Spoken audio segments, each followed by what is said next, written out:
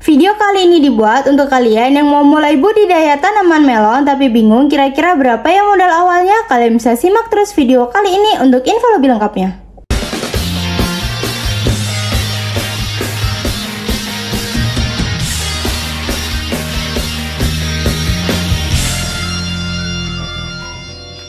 Halo semuanya, ketemu lagi di Radar Pertanian. Jadi di video kali ini kita akan bahas tentang berapa sih modal awal yang bisa kalian persiapkan kalau kalian itu mau mulai budidaya tanaman melon.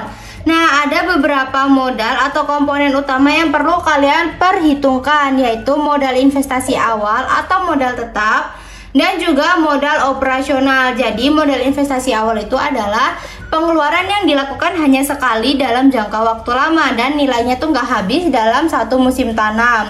Ini adalah komponen-komponen yang mencangkup biaya untuk sewa atau pembelian lahan kalau tidak punya sendiri, lalu pengolahan lahan, biaya pembajakan dan penggemburan tanah, pembuatan bedengan, sistem irigasi seperti pompa air, selang irigasi, pipa utama, instalasi irigasi tetes, lalu peralatan pertanian kecil seperti cangkul dan yang lainnya, dan bangunan sederhana ini opsional seperti gudang penyimpanan bibit atau bubuk atau peralatan atau pondok kerja.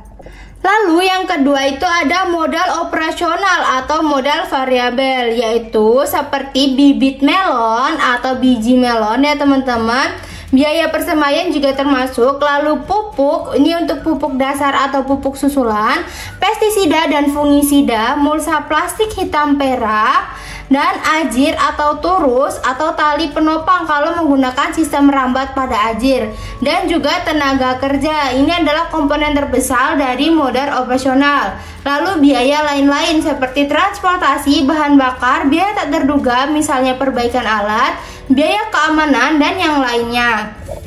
Nah, kita akan langsung aja ya teman-teman ke contoh kasus sederhana. Kalau kalian itu mau menanam sekitar 1 hektar ya teman-teman, ini estimasi kasarnya.